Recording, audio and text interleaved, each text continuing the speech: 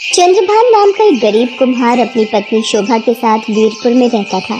चंद्रभान देवी देवताओं की मिट्टी की मूर्तियां, घड़े और बर्तन बनाकर बाजार में बेचा करता था और थोड़े बहुत जो पैसे मिलते उनसे अपने परिवार का पालन पोषण करता था। चंद्रभान माँ दुर्गा का परम भक्त था। वो माँ दुर्गा की दिन रात पूजा किया करता था। एक दिन, हे माँ जगत जननी, आपने हमेशा मुझे दुखी देखकर सुख की छांव की है। हमें आपका ही आसरा है माँ। हम भक्तों पर सदैव अपनी ममता रखना माँ। शोभा, ये लो माँ का प्रसाद। अरे क्या हुआ शोभा, तुम लेटी क्यों हुई हो? तबीयत तो ठीक है ना? पता नहीं जी, सुबह से चक्कर आ रहे हैं और बेचैनी भी हो रही है। अरे पहले क्यों नहीं बताया? रुको, मैं बिमला दीदी को बुलाकर लाता हूँ। चंद्रभान पड़ोस में रहने वाली विमला को बुलाकर लाता है। विमला शोभा से सारी बातें पूछती है। कुछ देर बाद, शोभा 9 महीने बाद मिठाई तैयार रखना, तुम माँ बनने वाली हो। क्या विमला दीदी ये सच है? सुनो जी, आपने सुना? हाँ शोभा, मैंने सब सुन लिया है। मेरी देवी माँ की कृपा से तुम्हारी गोद भर गई। हे देवी माँ, अपनी कृपा रखने के लिए आपका बहुत बहुत धन्यवाद। चंद्रभान और शोभा माता रानी के चरणों में शीश नवाते हैं। चंद्रभान अब दुगनी मेहनत से माँ दुर्गा का नाम लेते हुए मूर्तियां और बर्तन बनाता और बाजार में बेचता। चंद्रभान और शोभा को बस अपने बच्चे के आने का इंतजार था। एक शाम, मुझे लगता है मेरे दर्द शुरू हो गया है। आप विमला दीदी और दाई माँ को बुला लाओ। विमला और दाई माँ आ जाती हैं। विमला दीदी, ये माँ दुर्गा का प्रसाद का जल आप शोभा के मुंह में डाल दो, उसे आराम मिलेगा।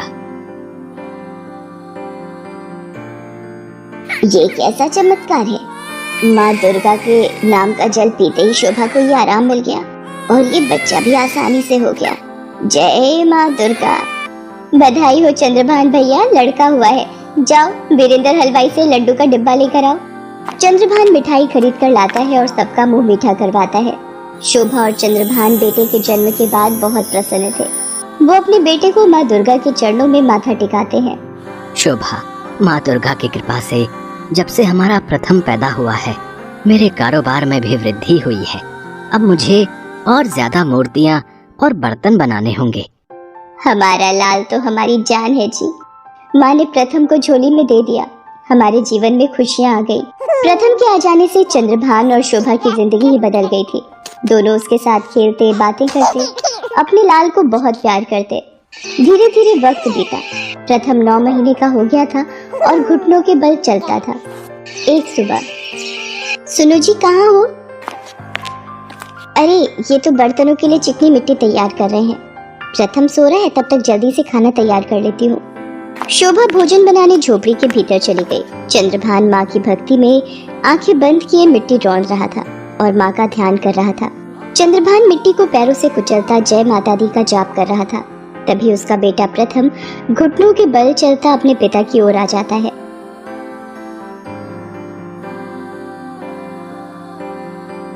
और अनजान पिता मिट्टी के साथ अपने कलेजे के टुकड़े को भी पैरों से मसलता जाता है। उसका बेटा पूरी तरह से मिट्टी में मसल चुका था। चंद्रभान के पैर लहूलुहान हो चुके थे, पर वो माँ दुर्गा की भक्ति में लीन, बेखबर अपने कार्य के प्रति लगाव में था। तभी शोभा आ जाती है। अरे प्रथम को तुम्हें सुला कर गई थी, कहाँ गया? कहीं इनके पास न खेल रहा हो। हे भगवान, ये आपने क्या अनर्थ किया?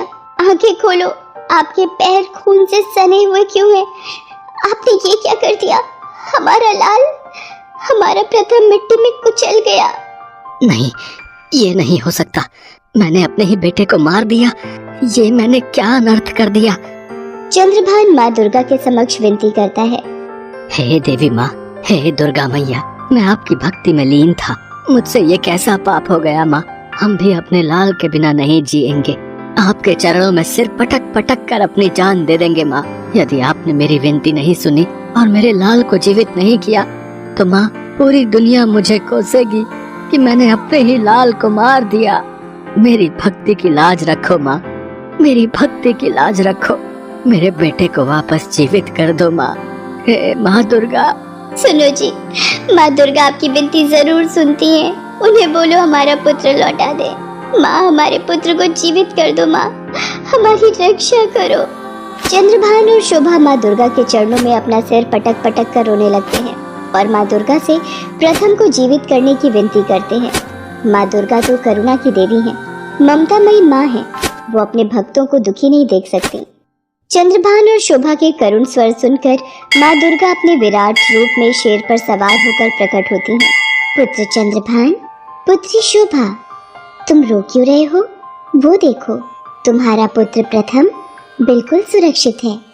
माँ दुर्गा के चमत्कार से मिट्टी में एक बच्चे का आकार बन जाता है और माँ के चमत्कार से प्रथम जीवित होकर मिट्टी के ऊपर खेलने लगता है। मेरा लाल, मेरा बच्चा, मेरा प्रथम, मैया आपकी जय हो। माँ दुर्गा, आपने मेरे लाल को जीवित कर दिया। माँ, आप शक्ति रूपा हो। हे देवी माँ, आपकी जय हो, आपकी जय हो माँ, आपकी सदा ही जय हो।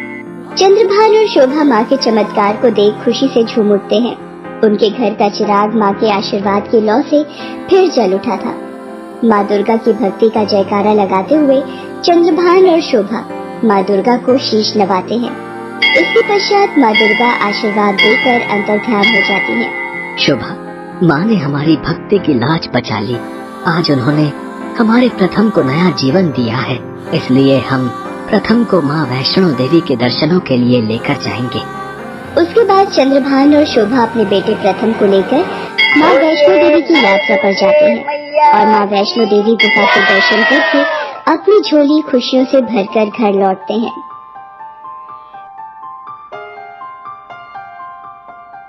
गरीब विधवा और एक दलित स्त्री थी। कुछ समय पहले ही उसके पति का देहांत हो गया था। तब से उसने अकेले ही अपनी बेटी तारा का पालन पोषण किया था। वो गांव भर में झाड़ू लगाने का काम करती थी तथा इसके साथ ही गांव के दुर्गा मंदिर के बाहर भी झाड़ू लगाने का कार्य करती थी। कुछ ही दिनों में नवरात्र शुरू होने वाले थे। माँ, इस बार मैं भी नवरात्र में पूजा करूंगी और व्रत रखूंगी। नवरात्र के व्रत बहुत कठिन होते हैं, क्या तू ठीक से कर पाएगी इन्हें? हाँ माँ, मैंने सोच लिया है। ठीक है, तो मैं भी तेरे साथ इस बार व्रत रखूंगी।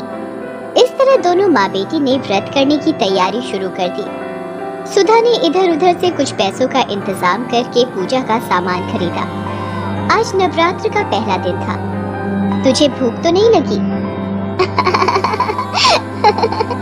लगी तो है, पर थोड़ी थोड़ी। बस अब सांझ हो रहा है, हम माँ के दर्शन करने के बाद व्रत का पालन करेंगे।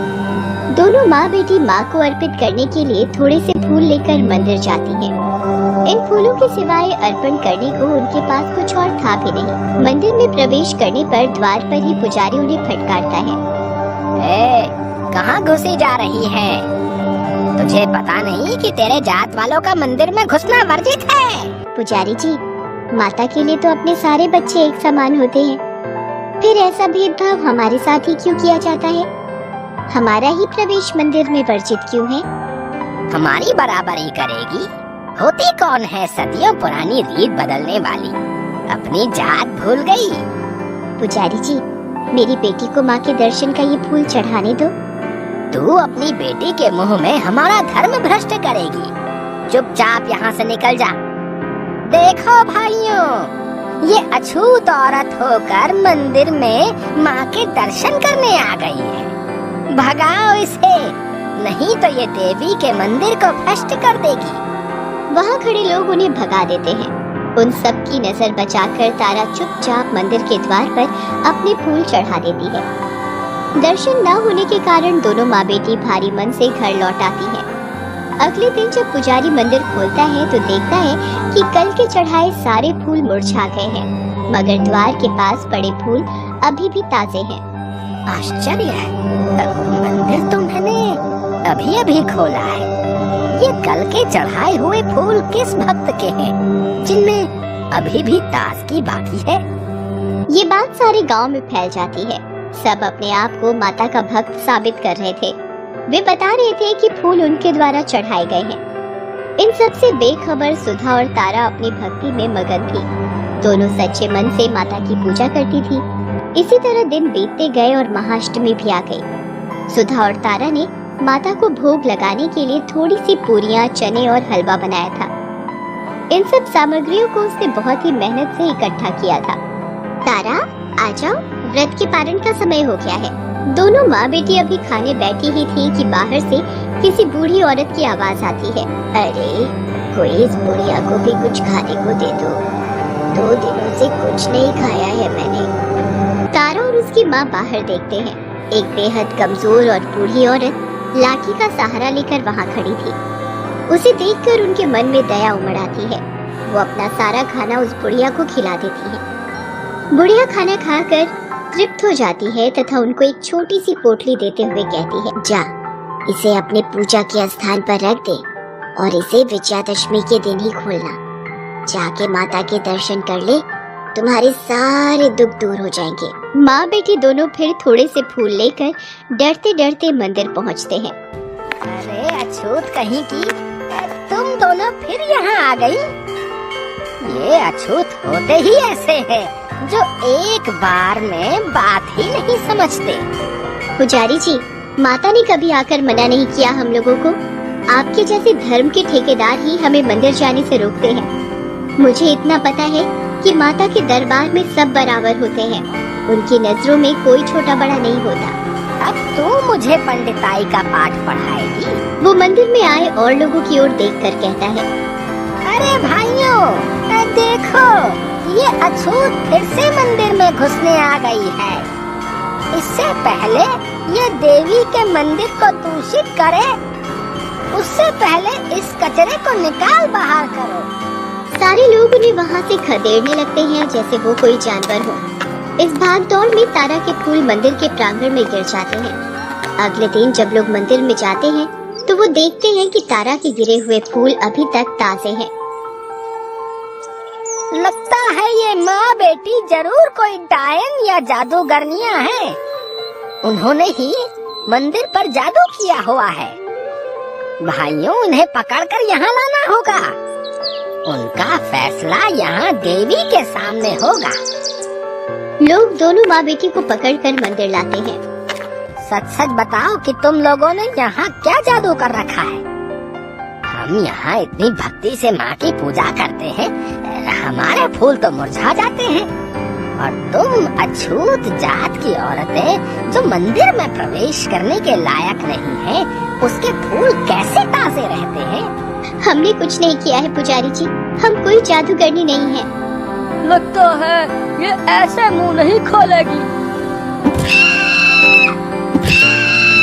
बेचारी सुधा वहीं गिर जाती है। तारा दौड़कर अपनी माँ से लिपट जाती है। तभी वहाँ अचानक तेज आंधी चलने लगती है। सारी सजावट भरे पंडाल उजड़ जाते हैं और दीप बुझ जाते हैं।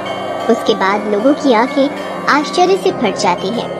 उनके सामने साक्षात माँ दुर्गा प्रकट होती है। किसने कष्ट पहुँचाने की हिम्मत की मेरे भक्त को? बताओ, कौन है वो पापी? पुजारी और गांव वालों की घिघी बन जाती है। पुजारी दौड़कर सुधा के पास जाता है और उससे कहता है, हमसे बहुत बड़ा अपराध हो गया है सुधा, हमें माफ कर दो। उधर माँ का क्रोध जारी था। तुम लोग क्या सोचते हो कि भक्ति सिर्फ इस सजावट और पंडाल से ही होती है? अरे, भक्ति सीखनी है तो मेरी इस भक्त से सीखो। इसकी भक्ति का ही प्रताप था कि प्रेम से खिलाई गई 2 पूरियों से ही मैं तृप्त हो गई। सुधा और तारा की आश्चर्य का ठिकाना न रहा। दोनों के मन में एक ही बात चल रही थी, क्या उस बुढ़िया के भेष में स्वयं माँ दुर्गा थी? फिर तारा और सुधा माँ के सामने हाथ जोड़कर खड़ी हो जाती हैं और कहती हैं, हे ममतामयी दयालु माँ, हम सब तुम्हारे बच्चे हैं। मैं इन सब के लिए आपसे क्षमादान मांगती हूँ। हमारे पापों को क्षमा करें और हमें अपने चरणों में शरण दो। सुधा और तारा के इस प्रकार माफी मांगने से देवी का क्रोध शांत हो जाता है। इसके साथ ही आंधी थम जाती है और बुझे हुए दीपक भी अपने आप फिर से जल जाते हैं। देखा, इसे कहते हैं सच्ची भक्ति। तुम लोगों ने भक्ति को भी जात बिरादरी में बांट रखा है। अरे मूर्खों, भक्ति को कभी भी जात बिरादरी में नहीं तौला जा सकता है। याद रखो, मेरी नजर में तारा का भी वही स्थान है जो कि तुम्हारा। मेरे सामने मेरे सारे भक्तों का स्थान बराबर है। आज तारा और सुधा की भक्ति से प्रसन्न होकर मैं इस गांव को सुख समृद्धि और धन धान्य से भरपूर होने का आशीर्वाद देती हूँ। इतना कहकर देवी वहाँ से अंतर्ध्यान हो जाती हैं। सारे गांव वाले तारा और सुधा से माफी मांगते हैं। उस दिन से किसी का भी, चाहे वो छोटी जात का हो या बड़ी जात का, मंदिर में प्रवेश वर्जित नहीं रहा। आज विजयादशमी थी। उस बुढ़िया जो कि स्वयं माँ का रूप थी के कहे अनुसार जब सुधा और तारा ने वह पोटली खोली तो उसमें से बहुत सारे हीरे, जवाहरात और माणिक निकले। दोनों की आंखों में आंसू आ गए और मन माँ के प्रति श्रद्धा से भर गया। उस दिन से उनके जीवन में कोई कमी नहीं रही। सुधा गरीब, विधवा और एक दलित स्त्री थी। कुछ समय पहले ही उसके पति का देहांत हो गया था। तब से उसने अकेले ही अपनी बेटी तारा का पालन पोषण किया था। वो गांव भर में झाड़ू लगाने का काम करती थी तथा इसके साथ ही गांव के दुर्गा मंदिर के बाहर भी झाड़ू लगाने का कार्य करती थी। कुछ ही दिनों में नवरात्र शुरू होने वाले थे। माँ, इस बार मैं भी नवरात्र में पूजा करूंगी और व्रत रखूंगी। नवरात्र के व्रत बहुत कठिन होते हैं, क्या तू ठीक से कर पाएगी इन्हें? हाँ माँ, मैंने सोच लिया है। ठीक है, तो मैं भी तेरे साथ इस बार व्रत रखूंगी। इस तरह दोनों माँ बेटी ने व्रत करने की तैयारी शुरू कर दी। सुधा ने इधर उधर से कुछ पैसों का इंतजाम करके पूजा का सामान खरीदा। आज नवरात्र का पहला दिन था। तुझे भूख तो नहीं लगी? लगी तो है, पर थोड़ी थोड़ी। बस अब सांझ हो रहा है, हम माँ के दर्शन करने के बाद व्रत का पालन करेंगे। दोनों माँ बेटी माँ को अर्पित करने के लिए थोड़े से फूल लेकर मंदिर जाती हैं। इन फूलों के सिवाय अर्पण करने को उनके पास कुछ और था भी नहीं। मंदिर में प्रवेश करने पर द्वार पर ही पुजारी उन्हें फटकारता है। कहाँ घुसी जा रही है? तुझे पता नहीं कि तेरे जात वालों का मंदिर में घुसना वर्जित है? पुजारी जी, माता के लिए तो अपने सारे बच्चे एक समान होते हैं, फिर ऐसा भेदभाव हमारे साथ ही क्यों किया जाता है? हमारा ही प्रवेश मंदिर में वर्जित क्यों है? हमारी बराबरी करेगी? होती कौन है सदियों पुरानी रीत बदलने वाली? अपनी जात भूल गई? पुजारी जी, मेरी बेटी को माँ के दर्शन का ये फूल चढ़ाने दो। तू अपनी बेटी के मुंह में हमारा धर्म भ्रष्ट करेगी। चुपचाप यहाँ से निकल जा। देखो भाइयों, ये अछूत औरत होकर मंदिर में माँ के दर्शन करने आ गई है। भगाओ इसे, नहीं तो ये देवी के मंदिर को भ्रष्ट कर देगी। वहाँ खड़े लोग उन्हें भगा देते हैं। उन सब की नजर बचाकर तारा चुपचाप मंदिर के द्वार पर अपने फूल चढ़ा देती है। दर्शन न होने के कारण दोनों माँ बेटी भारी मन से घर लौट आती हैं। अगले दिन जब पुजारी मंदिर खोलता है तो देखता है कि कल के चढ़ाए सारे फूल मुरझा गए हैं, मगर द्वार के पास पड़े फूल अभी भी ताजे हैं। आश्चर्य है, मंदिर तो मैंने अभी अभी खोला है। ये कल के चढ़ाए हुए फूल किस भक्त के हैं, जिनमें अभी भी ताजगी बाकी है? ये बात सारे गांव में फैल जाती है। सब अपने आप को माता का भक्त साबित कर रहे थे। वे बता रहे थे कि फूल उनके द्वारा चढ़ाए गए हैं। इन सब से बेखबर सुधा और तारा अपनी भक्ति में मगन थी। दोनों सच्चे मन से माता की पूजा करती थी। इसी तरह दिन बीतते गए और महाअष्टमी भी आ गई। सुधा और तारा ने माता को भोग लगाने के लिए थोड़ी सी पूरियां, चने और हलवा बनाया था। इन सब सामग्रियों को उसने बहुत ही मेहनत से इकट्ठा किया था। तारा, आ जाओ, व्रत के पारण का समय हो गया है। दोनों माँ बेटी अभी खाने बैठी ही थी कि बाहर से किसी बूढ़ी औरत की आवाज आती है। अरे, कोई इस बुढ़िया को भी कुछ खाने को दे दो। 2 दिनों से कुछ नहीं खाया है मैंने। तारा और उसकी माँ बाहर देखते हैं। एक बेहद कमजोर और बूढ़ी औरत लाठी का सहारा लेकर वहाँ खड़ी थी। उसे देखकर उनके मन में दया उमड़ आती है। वो अपना सारा खाना उस बुढ़िया को खिला देती है। बुढ़िया खाना खाकर तृप्त हो जाती है तथा उनको एक छोटी सी पोटली देते हुए कहती है, जा, इसे अपने पूजा के स्थान पर रख दे और इसे विजयादशमी के दिन ही खोलना। जाके माता के दर्शन कर ले, तुम्हारे सारे दुख दूर हो जाएंगे। माँ बेटी दोनों फिर थोड़े से फूल लेकर डरते डरते मंदिर पहुँचते हैं। अरे अछूत कहीं की, तुम दोनों फिर यहाँ आ गई? ये अछूत होते ही ऐसे हैं, जो एक बार में बात ही नहीं समझते। पुजारी जी, माता ने कभी आकर मना नहीं किया हम लोगों को। आपके जैसे धर्म के ठेकेदार ही हमें मंदिर जाने से रोकते हैं। मुझे इतना पता है कि माता के दरबार में सब बराबर होते हैं। उनकी नजरों में कोई छोटा बड़ा नहीं होता। अब तू मुझे पंडिताई का पाठ पढ़ाएगी? वो मंदिर में आए और लोगों की ओर देखकर कहता है, अरे भाइयों, देखो, ये अछूत फिर से मंदिर में घुसने आ गई है। इससे पहले ये देवी के मंदिर को दूषित करे, उससे पहले इस कचरे को निकाल बाहर करो। सारे लोग उन्हें वहाँ से खदेड़ने लगते हैं जैसे वो कोई जानवर हो। इस भाग दौड़ में तारा के फूल मंदिर के प्रांगण में गिर जाते हैं। अगले दिन जब लोग मंदिर में जाते हैं तो वो देखते हैं कि तारा के गिरे हुए फूल अभी तक ताजे हैं। लगता है ये माँ बेटी जरूर कोई डायन या जादूगरनियाँ हैं। उन्होंने ही मंदिर पर जादू किया हुआ है। भाइयों, उन्हें पकड़कर यहाँ लाना होगा। उनका फैसला यहाँ देवी के सामने होगा। लोग दोनों माँ बेटी को पकड़कर मंदिर लाते हैं। सच सच बताओ कि तुम लोगों ने यहाँ क्या जादू कर रखा है? हम यहाँ इतनी भक्ति से माँ की पूजा करते हैं, हमारे फूल तो मुरझा जाते हैं, और तुम अछूत जात की औरतें जो मंदिर में प्रवेश करने के लायक नहीं हैं, उसके फूल कैसे ताजे रहते हैं? हमने कुछ नहीं किया है पुजारी जी, हम कोई जादूगरनी नहीं है।